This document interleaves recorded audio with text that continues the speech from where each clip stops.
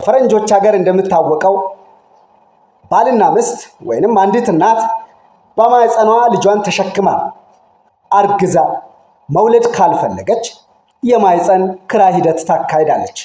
እንግዲህ ሰሮጌት ማዘር ወይንም የማህፀን ክራይ ሂደት በውጭ ሀገር እንዳለ ሁላችሁም የምታውቁት ነገር ነው። እንግዲህ ሁለት ጥንዶች ናቸው፣ ሁለቱም ነጮች ናቸው። ልጃቸውን እንግዲህ በሌላኛዋ እናት ማህፀን ውስጥ እንዲያድግ ፈለጉና ሁለቱም ሄደው ሰሮጌት ማዘር ወይንም ማህፀን የምታከራይ እናት ያናግሯታል ማለት ነው። በስምምነታቸው መሰረት እንግዲህ 9 ወር ሙሉ ተሸክማ ልጇን ወልዳ እንድታስረክብና እነሱ ደግሞ 9 ወር ሙሉ ደሞዝ እየከፈሏት የሚያስፈልጋትንም እያሟሉ ልጃቸውን ወልዳ እስክትሰጥ ድረስ እንክብካቤ ለማድረግ ተስማሙ ማለት ነው።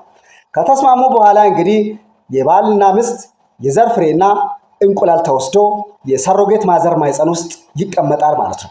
ከተቀመጠ በኋላ ኦልሞስት ሊወለድ ጥቂት ወራት ሲቀር አንድ አስደንጋጭ የሆነ ታሪክ ይከሰታል ማለት ነው።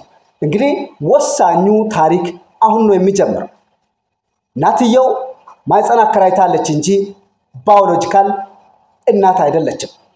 ማለትም ልጄ ነው ብለ መከራከር አትችልም። በማንኛውም ሰዓት ባዮሎጂካል እናትና አባት አንፈልግም ወይንም ደሞዝ መክፈል ስለማንፈልግ ጽንሱ ይቋረጥ ካሉ መብታቸው ስለሆነ ይቺ እናት በፍጹም መከራከር አትችልም። የሆነው ግን በተቃራኒ ምንድነው? ወደ ክትትል ስትሄድ አንድ አስደንጋጭ የሆነ ፋይንዲንግ ይገኛል ማለት ነው። ይህም ምንድነው? ከባድ የሆነ የልብ ችግር ነበረበት። በዚህም ምክንያት ባዮሎጂካል እናትና አባት ጽንሱን አንፈልገውም እንዲቋረጥ ነው የምንፈልገው ብለው ወደ ሰሮጌት ማዘር ወይንም ማህፀን ወደ አከራየችው ሴትዮዋ ይመጣሉ ማለት ነው። ከዛ በኋላ የሆነው ነገር ዓለምን አስደምሟል። ምንድነው የሆነው? ሰሮጌት ማዘር ወይንም ማህፀን ያከራየችው ሴትዮዋ በፍጹም ልጄ እንዲቋረጥ አልፈልግም፣ የሚያስፈልገውን ሕክምና እንዲያገኝ አለም ደግሞ በማህፀን ውስጥ እያለ ሕክምና የሚቻል ከሆነ ዶክተሮችን በራሴ ወጪ አፈላልጋለሁ እንጂ በፍጹም ጽንሱ እንዲቋረጥ አልፈልግም በማለት ወደ ፍርድ ቤት ትሄዳለች ማለት ነው።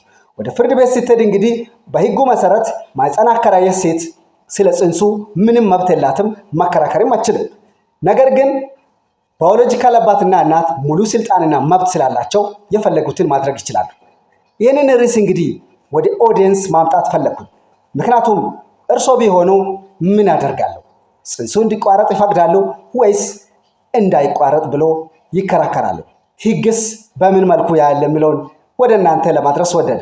ይህንን ቪዲዮ መልካም ሆኖ ካገኛችሁት ለብዙዎች እንዲደርስ ኮፒ ሊንክ፣ ሼር እና ዲዩት እንድታደርጉ ጠይቃችኋለሁ። እስከ መጨረሻ ስለተከታተላችሁ አመሰግናለሁ።